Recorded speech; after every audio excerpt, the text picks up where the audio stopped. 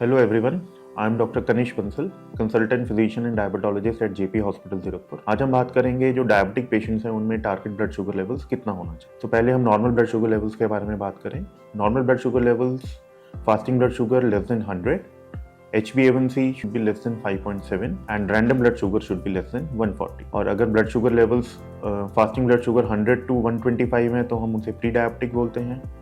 HbA1c 5.6 to 6.5 है तो pre diabetic, और रैंडम ब्लड शुगर अगर 140 to 200 के बीच में है तो प्री डायबिटिक, और अगर वैल्यूज इससे ऊपर है तो हम डायबिटिक बोलते हैं। तो जो डायबिटिक पेशेंट्स हैं जो मेडिकेशंस ले रहे हैं उनमें टारगेट ब्लड शुगर लेवल कितना होना चाहिए, मतलब कब पता चले उन्हें कि उनका blood sugar level optimally controlled है। तो उसके लिए जो पैरामीटर्स हैं वो fasting blood sugar should be less than 125, और अगर बहुत ज़्यादा स्ट्रिक्ट कंट्रोल चाहिए तो it should be less than 115।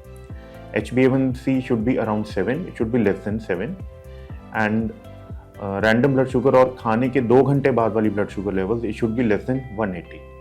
तो इस चीज़ पे ध्यान पेशेंट्स ने ये देना है कि हमें नॉर्मल ब्लड शुगर लेवल्स नहीं चाहिए, जैसे फास्टिंग लेस देन 100 हमें नहीं चाहिए, और HbA1c should not be less than 5.6। इससे होता क्या है, इतने ज़्यादा स्ट्रिक्ट ब्लड शुगर कंट्रोल से ब्लड शुगर नॉर्मल से भी कम होने के चांसेस ज़्यादा होते हैं, जैसे हाइपोग्लाइसीमिया के चांसेस बढ़ जाते हैं।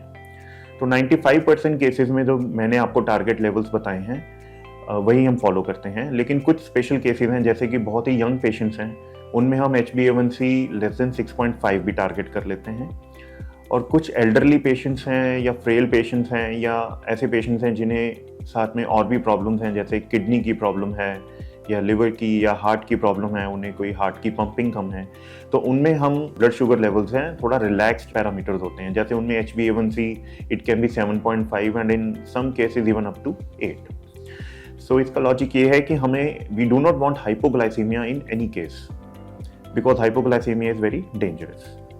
सो अगर आपके ब्लड शुगर लेवल्स ये लेवल्स में हैं, कंट्रोल्ड हैं, फिर तो आप कंटिन्यू कीजिए अपने मेडिकेशन। लेकिन अगर आपके blood sugar levels in levels में नहीं है, इन पैरामीटर्स में नहीं है, तो आप इमीडिएटली अपने डायबिटीज़ के डॉक्टर से कंसल्ट कीजिए और अपनी मेडिकेशंस चेंज करवाइए। Thank you.